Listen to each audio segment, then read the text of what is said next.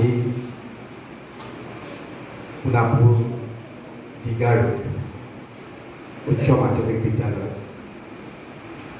এটি আঁচনি অমাৰ বুলি মোক ক'লে মই বাইদেউ বুলি নকওঁ, মোৰ ভাই বোৱাৰীৰ নিচিনা অনুৰোধ হয়, ছাৰ আপুনি যাব লাগিব, শনিবাৰ এটা অনুষ্ঠান আছে, আপুনি অকণমান কৰ্মশালা কৰিব।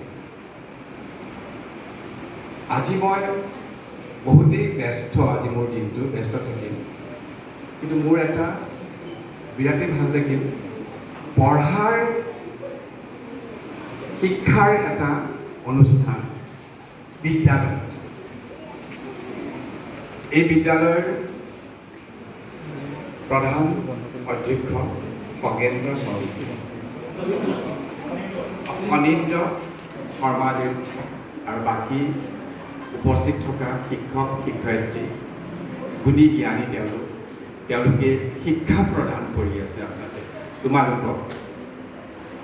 হৈছা বিদ্যাৰ্থী, ছাত্ৰ ছাত্ৰী বুলি কওঁ আমি, বিদ্যাৰ্থী। তোমালোকে বিদ্যা আৰোহণ কৰি আছে আৰু এইটোৱে ক'ম মই যে তোমালোকক মই ছাত্ৰ ছাত্ৰীখিনিক ক'ম যে তোমালোকে ভালকৈ পঢ়া শুনা কৰিবা। তোমালোকে যেতিয়া ভালকৈ পঢ়া শুনা কৰিবা, তোমালোকে যেতিয়া ভালকৈ উত্তীৰ্ণ হ'বা, তোমালোকেও এটা সন্মান পাবা। আজি ইয়াত বিৰাজমান তোমালোকৰ বাইদেউ ছাৰ, তেওঁলোকে ভালকৈ শিক্ষা পঢ়াৰ বাবে আজি তেওঁলোক শিক্ষক আৰু শিক্ষয়িত্ৰী। তোমালোকৰ যিমানেই কিবা অসুবিধা নহওক, আৰ্থিক হওক, চবৰেতো আৰ্থিকৰ ক্ষমতাটো নাথাকে, কষ্ট কৰিবা। সদায় তোমালোকে মনত ভাবি ল'বা, ইয়াক ৰেজিষ্টাৰ কৰিবা যে আজি 3টা পেজ মই ভালকৈ পঢ়িম। পঢ়াৰ ওপৰত একো মানুহৰ গুণ নাই। পঢ়াটো হৈছে মেইন। মানুহৰ ডাঙৰ ডাঙৰ অট্টালিকা আছে, মানুহৰ বহুত টকা পইচা আছে, যদি পঢ়া শুনা নাথাকে সেইটো একো মূল্য নহয়। তোমালোকে যেতিয়া পঢ়িবা, তোমালোকৰ মুখমণ্ডল সলনি হ'ব, তোমালোকৰ শৰীৰৰ ভাষা তোমালোকৰ চব সলনি হ'ব। তোমালোকে যদি নপঢ়া, জ্ঞানটো যদি আৰোহণ নকৰা, তোমালোকে টেম্পো চলাব লাগিব, টেম্পো ৰিক্সা চলাব লাগিব। তো সেইকাৰণে তোমালোকে যাতে কেতিয়াও সেইটো সপোন নেদেখিবা যে মই নপঢ়োঁ, মই টেম্পো চলাম। তোমালোকে পঢ়িবা, সমাজত এটা স্থান ল'বা। আৰু এটা কথা, ময়ো এজন দুখীয়া ব্যক্তি আছিলোঁ, এতিয়াও আছোঁ। মই মনৰহে ধনী, মনৰ ধনী মই। তোমালোকে যেতিয়া পঢ়িবা, তোমালোকৰ যেতিয়া গুণটো মানুহে শুনিব যে তোমালোকে আজি এইটো ফলাফল কৰিছা, ইমান শতাংশ নম্বৰ তোমালোকে পাইছা, তে তোমালোকৰ এটা সমাজত তোমালোকে জ্বলিবা, উজ্জ্বল হ'বা, উজ্জ্বল।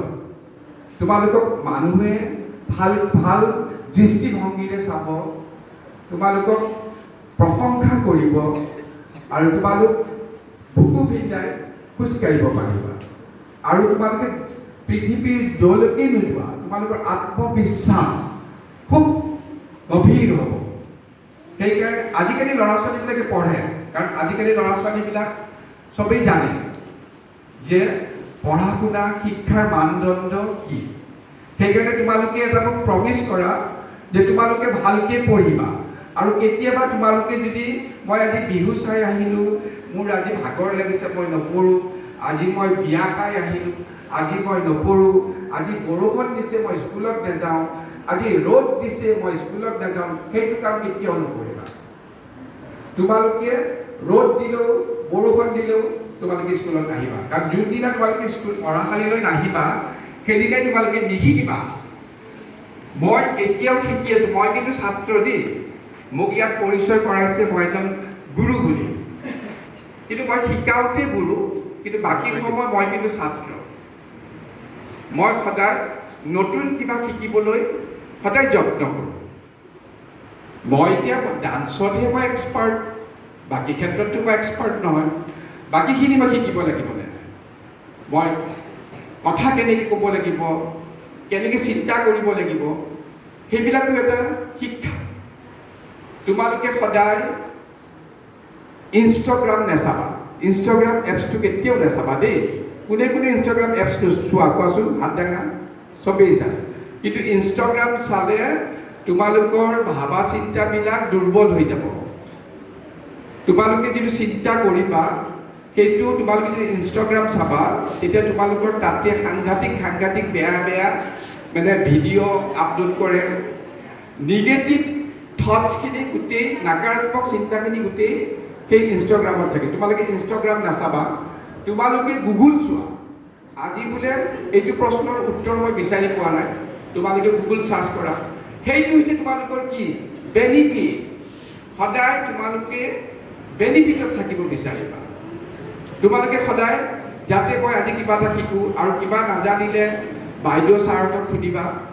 আৰু তোমালোকৰ এতিয়া এটাই কাম, তোমালোকে পঢ়িব লাগে, ভালকৈ পঢ়িব লাগে।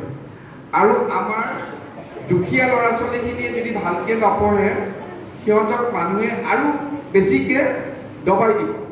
তোমালোকে যদি ভালকৈ পঢ়া, তেতিয়া তোমালোকে সেইবিলাক মানুহৰ লগত কম্পিটিশ্যন কৰিব পাৰিবা, যিবিলাক ধনী মানুহ। তোমালোকে তেওঁলোকৰ লগত বহিব পাৰিবা, তোমালোকক তেতিয়া তেওঁলোকে কথা আঙুলিয়াব নোৱাৰিব।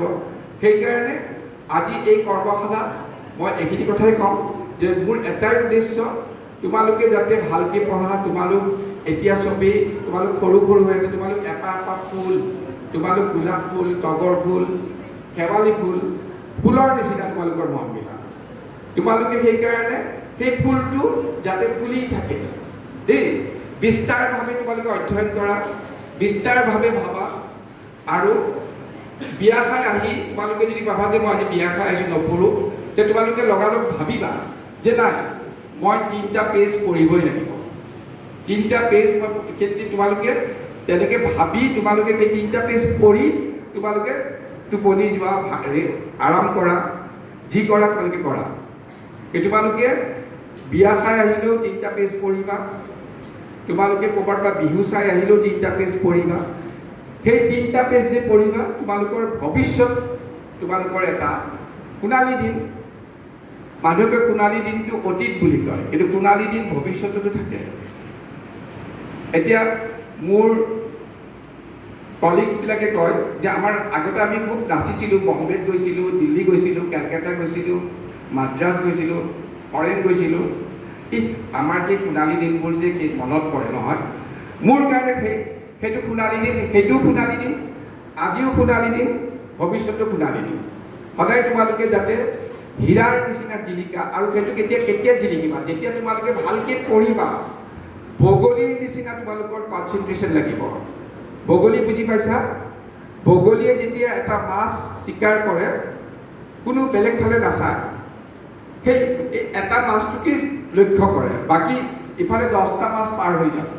সেইফালে তেওঁলোকৰ কনচেনট্ৰেশ্যনটো ব্ৰেক নকৰে। তেওঁলোকে যিটোত মনোযোগ দিয়ে, সেই মনোযোগটো সেই এটা মাছৰ ওপৰতে থাকে। তোমালোকে যেতিয়া পঢ়িবা, এই মোৰ ডিষ্টাৰ্ব হৈছে, মই নপঢ়োঁ, কোনোবাই গান গাই আছে, এই মোৰ ডিষ্টাৰ্ব হৈছে, মাহঁতে কথা পাতি আছে, নহয়। তোমালোকে মাহঁতৰ কথা পতাত গুৰুত্ব নিদিবা, এই কোনোবাই গান বজাইছে গুৰুত্ব নিদিবা, তোমালোকে কেৱল কিতাপত গুৰুত্ব দিবা। মই এইকাৰণেই তোমালোকক উপদেশ দিছোঁ, তোমালোক হৈছে সৰু ল'ৰা ছোৱালী। তোমালোকে কোনে মোৰ কথা বুজি পাইছা? হাত দাঙা। তোমালোকে 3টাকে পেজ পঢ়িবানে? সদায় পঢ়িবানে? কোৱা যে আমি সদায় 3টাকে পেজ ভালকৈ পঢ়িম, আৰু আমি সদায় পঢ়াশালীলৈ যাম। আমি আৰু এটা কথা, তোমালোকে ভালকৈ পঢ়িলে আৰু তাৰ লগত যদি তোমালোকৰ কিবা গীত শিকা বা নৃত্য শিকা, সেইটো এটাও তোমালোকৰ কাৰণে থেৰাপি। তোমালোকে নৃত্যও শিকা, গীতো শিকা, আৰু তোমালোকে যিকোনো গীত যে শুনা, তোমালোকে ইমান, মই অলপতে পল্টন বজাৰত বিচাৰক হিচাপে বিশ্বাস কৰি আহিছিলোঁ নৃত্য প্ৰতিযোগিতাত। তাতে এজনী ছোৱালীয়ে এটা গানত নাচিছে, গানটোত মানে তোমাৰ মায়াৰে ভৰা, জুবিনৰ গান নহয়, মায়াবিনী নহয়। তাতে তাই মেকআপ কৰিছে, ইয়াত চকু কলা কৰিছে, মুখটো ৰঙা কৰিছে, 10 বছৰীয়া ছোৱালী। মই ক'লো এই 10 বছৰত ইমান অভিভাৱকতে তাইক কিয় ইমান প্ৰেছাৰাইজ কৰিছে, ইমান কিয় তাইক এইটো গানত নাচিব দিছে, যে এটা বেয়া মুখমণ্ডল বেয়া হৈ গৈছে ছোৱালীজনীৰ, সেই গীত বেয়া হৈ যায়। সেইকাৰণে তোমালোকে কেতিয়াও বেয়া গীত নুশুনিবা, বেয়া গীতত নানাচিবা। যিবিলাক গীতত ভাল ভাল শব্দ থাকে সেইবিলাক গীতত নাচিবা, যেনে ফুলৰে মেলাতে, স্নেহে আমাৰ দেই। তোমালোকে আৰু প্ৰথম কথা হৈছে আমাৰ ভাষাটো অসমীয়া ভাষা, তোমালোকে অসমীয়া বিদ্যালয়ত পঢ়িছা, সেই অসমীয়া ভাষাটো তোমালোকে শুদ্ধকৈ ক'বলৈ চেষ্টা কৰিবা, অসমীয়াটো ভালকৈ পঢ়িবা। তাৰপিছত বাকী ছাবজেক্টো আমাক দৰকাৰ, ইংলিছ দৰকাৰ, হিন্দী দৰকাৰ, সেইবিলাকো ভালকৈ পঢ়িবা, কিন্তু নিজৰ ভাষাটো কেতিয়াও নাপাহৰিবা দেই। মই ইয়াকে কৈ মই মন্তব্য সামৰণি মাৰিলোঁ। ধন্যবাদ।